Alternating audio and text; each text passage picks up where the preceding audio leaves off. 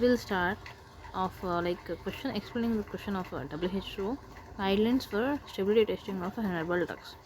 So herbal drugs అంటే like అవి normal కాదు, మనం ప్లాంట్ మెటీరియల్ యూజ్ చేసి తయారు చేస్తాం. సో WHO గైడ్లైన్స్ ప్రకారం స్టెబిలిటీ టెస్టింగ్ ఎట్లా ఉండాలి అంటే, stability testing studies the effect of the environmental factors. So environmental factors effect చేస్తాయి. సో అంటే ఎన్విరాన్మెంటల్ ఫ్యాక్టర్స్ ఎఫెక్ట్ చేస్తే అండ్ క్వాలిటీ ఓవర్ టైం.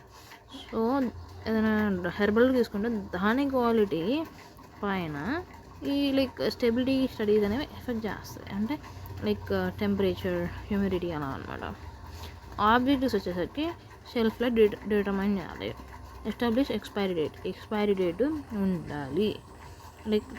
నీ ఎక్స్పైరీ డేట్ దాని ఎక్స్పైరీ డేట్ అయిపోయిన తర్వాత దాని స్టెబిలిటీ అనేది తగ్గిపోతుంది, రైట్? షెల్ఫ్ లైఫ్ కూడా చూసుకోవాలి. Expiry date is different from shelf life. Okay, maintain quality, safety and efficacy. Next WHO requirements ప్రకారము 3 బ్యాచెస్లు చేయాలి. Study at least 3 batches. Okay, store under natural కండిషన్స్లో స్టోర్ చేయాలి. Next factors affecting the stability: temperature, humidity, light, oxygen, moisture, container interaction. ఇవి మనం already temperature అన్న, humidity అన్న, light కూడా effect చేస్తుంది. ఓకే, అందుకే కొన్ని ఆంబర్ కలర్డ్ బాటిల్స్లో ఉంటాయి. ఆక్సిజన్ ఉంటుంది, సో ఆక్సిజన్ ఎఫెక్ట్ చేస్తుంది. మాయిశ్చర్ ఇవి ఆల్రెడీ ఉన్నాం. ఏదైనా నార్మల్ మన ఇంటిలా ఫుడ్ ఐటమ్ కూడా అది మాయిశ్చర్ ఉంటే తొందరగా ఖరాబ్ అవుతుంది. We know, right? Some container interactions కూడా ఉంటాయి. సో అందుకే ప్లాస్టిక్స్ వాడద్దు అంటారు. అండ్ కొన్ని స్టీల్ కూడా, స్టెయిన్లెస్ స్టీల్ వాడితే better. So it's a trick. So trick వచ్చేసరికి ETHLOMC, టిక్లోమ్సీ. So that is temperature, humidity, light, oxygen, moisture, container. So parameters వచ్చేసరికి appearance first one. Okay, so చూస్తే తెలుస్తుంది. నెక్స్ట్ వన్ ఎస్ఏ చేస్తే తెలుస్తుంది. Next degradation products. Next microbial load. Next one is dissolution. Next moisture content. Okay, methods మనము test చేయడానికి use చేయాల్సినవి HPLC, GC, TLC, HPTLC. It means high performance liquid chromatography, gas chromatography, thin layer chromatography and high performance thin layer chromatography, liquid chromatography. H అంటే high, P అంటే performance, L అంటే liquid, C అంటే chromatography. అది G ఇస్తే gas అయిపోతుంది. TLC already thin layer chromatography. Next same HPTLC, ఈ రెండు కలుస్తాయి. ఫస్ట్ అండ్ థర్డ్ కలిసి వచ్చేది ఇది.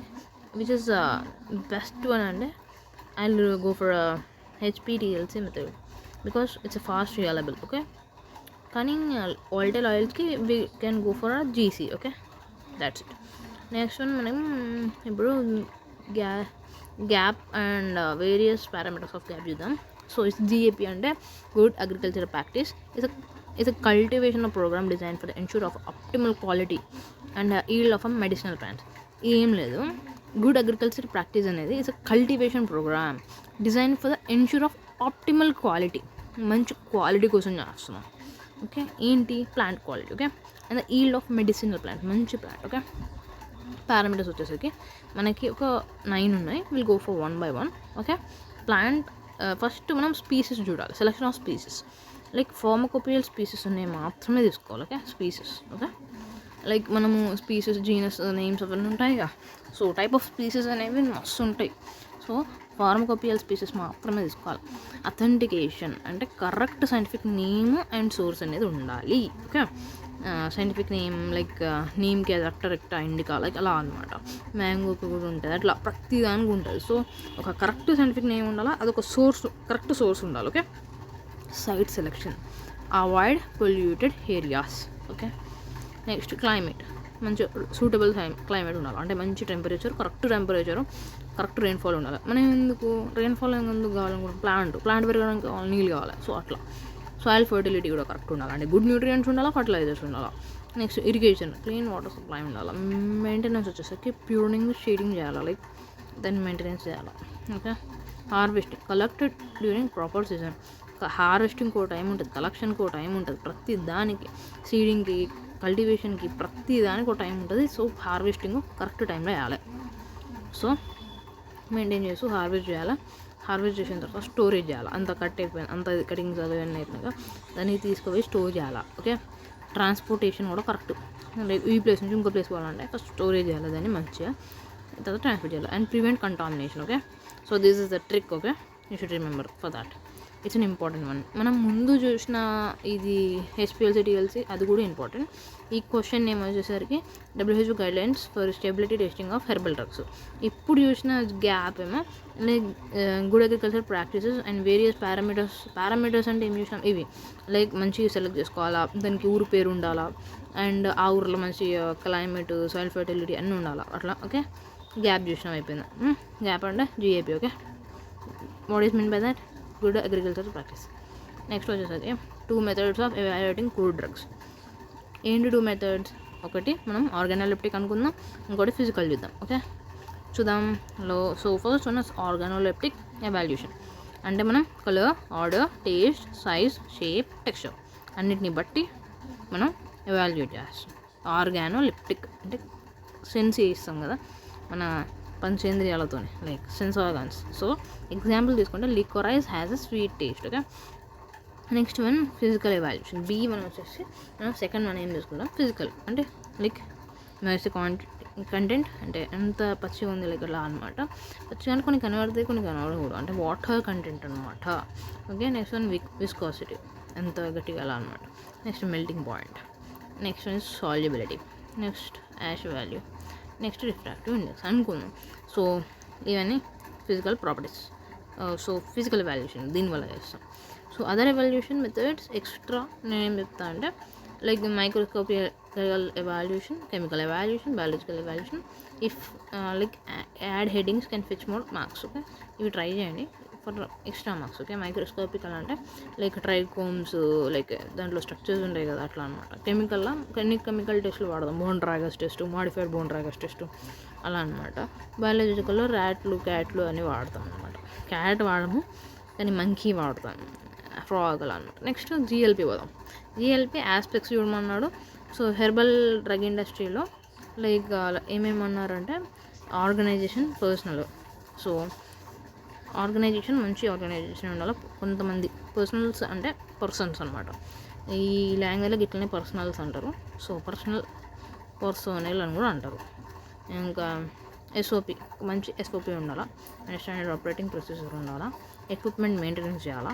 మనం అంటున్నాం అంటే ఏంది? GLP అంటే ల్యాబొరేటరీ.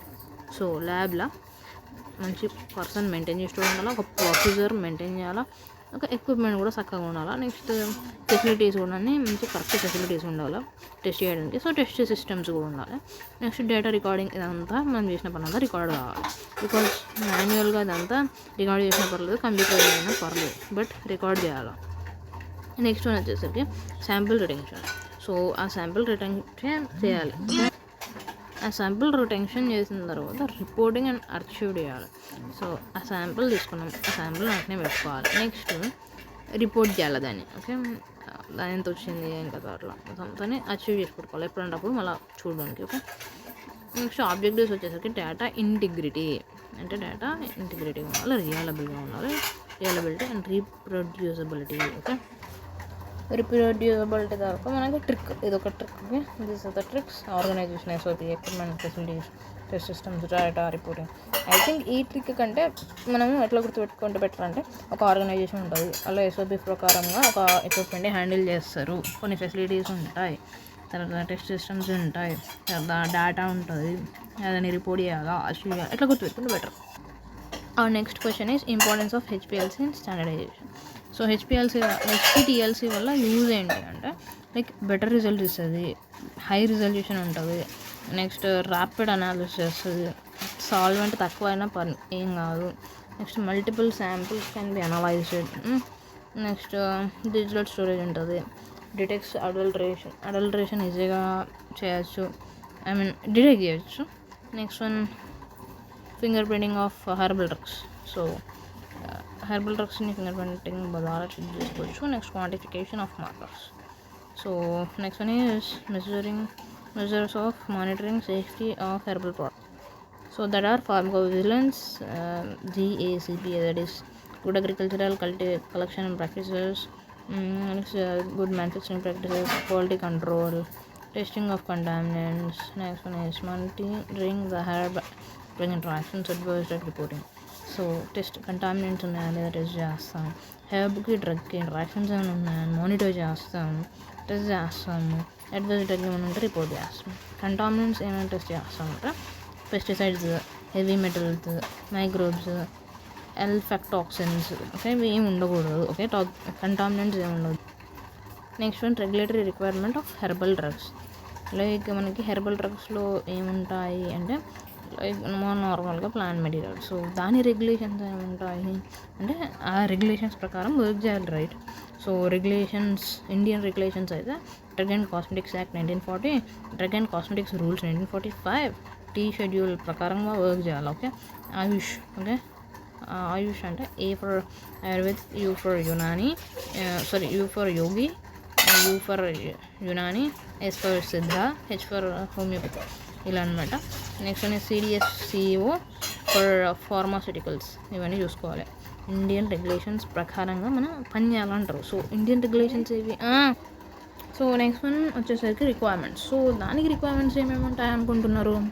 ఏంటి దానికి మనం హెర్బల్ డ్రగ్స్కి మ్యానుఫ్యాక్చరింగ్ లైసెన్స్ ఉండాలి చేయడానికి, క్వాలిటీ కంట్రోల్ చేయాలా, నెక్స్ట్ క్లినికల్ స్టడీస్ అనేవి ఉండాలి, అండ్ యానిమల్స్ మీద టెస్ట్ చేసిన ఒక reports. Okay, next NDA approval ఉండాలి. Next documents required for NDA application ఏమేమి కావాలి? Botanical data, next authentication report, manufacturing process, quality control data, stability studies, biological studies, clinical data, safety data. అంతే.